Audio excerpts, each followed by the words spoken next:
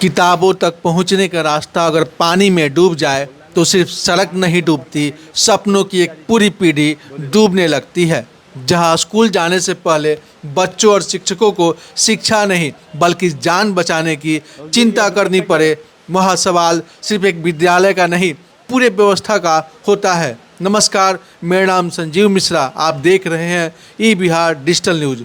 जो दृश्य आप अपनी स्क्रीन पर देख रहे हैं उसे जरा ध्यान से देखिए।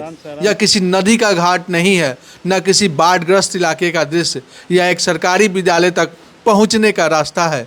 यह है एनपीएस महुआरी टोला बनियापुर, सारण जिला का एक प्राथमिक विद्यालय। मानसून अभी दस्तक भर दे रहा है, बरसात का लंबा मौसम अभी बाकी है, लेकिन शुरुआत में ही हालात ऐसे हैं कि शिक्षक स्कूल पहुंचने के लिए पानी से भरे रास्तों को पार करने को मजबूर है। कोई कपड़े संभालते हुए चल रहा है, कोई गिरने से बच रहा है, तो कोई सांप बिच्छू के डर के बीच आगे बढ़ रहा है, क्योंकि नौकरी का सवाल है। स्कूल नहीं पहुंचे तो अनुपस्थित माने जाएंगे, जवाबदेही तय होगी, इसलिए जोखिम उठाकर भी स्कूल पहुंचना उनकी मजबूरी है। लेकिन सवाल यह है, जब शिक्षक ही इतनी कठिनाई से विद्यालय पहुंच पा रहे हो तो छोटे छोटे बच्चे आखिर कैसे आएंगे?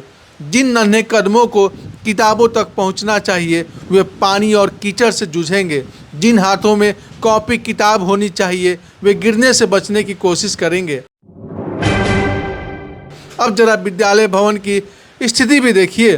दीवारें, परिसर और आसपास का माहौल खुद कई सवाल खड़े कर रहा है। यह दृश्य सिर्फ एक भवन की बदहाली नहीं दिखाता, बल्कि उस सोच की तस्वीर भी सामने रखता है जिसमें शिक्षा अक्सर भाषणों में प्राथमिकता बनती है, लेकिन ज़मीन पर संघर्ष बन जाती है।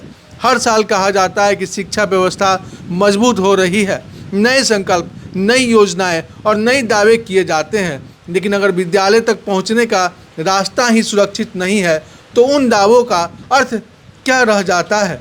सबसे ज़्यादा चिंता उन शिक्षकों की है जो दूर दराज से इलाकों से यहाँ पढ़ाने आते हैं। उनके भीतर भी उत्साह होता है, सपने होते हैं, बच्चों को आगे बढ़ाने की जज्बा होता है, लेकिन जब रोज़ स्कूल पहुँचना ही एक चुनौती बन जाए तो शिक्षा का वातावरण कैसे बनेगा? सारण के इस विद्यालय की तस्वीर सिर्फ एक गांव की कहानी नहीं है, यह उस अंतर को दिखाती है जो फाइलों में दर्ज विकास और ज़मीन पर दिखने वाली हकीकत के बीच मौजूद है। आज बारिश की शुरुआत है, अगर अभी भी यह स्थिति है तो आने वाले 2-3 महीनों में हालात क्या होंगे?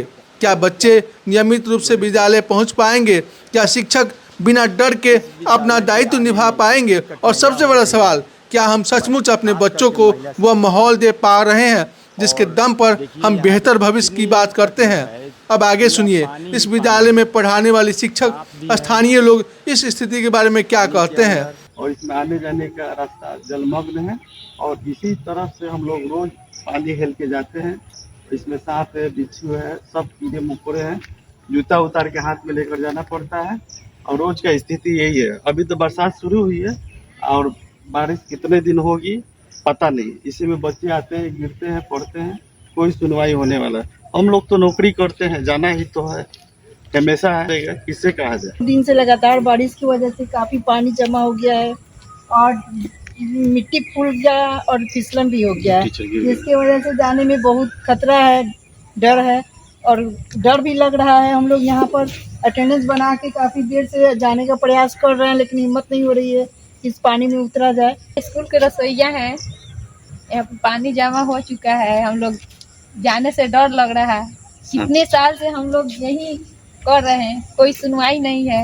बच्चे भी इसी रास्ते से आते हैं और हमेशा डर बना रहता है कि बच्चे कहीं इसमें गिर न जाए। छोटे छोटे बच्चे होते हैं, पहला दूसरा क्लास के, तो उन बच्चों को हम लोग गोद में उठाकर तब पार कराते हैं। और आप भी बताइए, क्या इस रास्ते से होकर आपके बच्चे रोज स्कूल जा सकते हैं? अपनी राय कमेंट में जरूर लिखिए, क्योंकि शिक्षा का संकट सिर्फ एक स्कूल का संकट नहीं होता, वह आने वाले समाज का भविष्य तय करता है।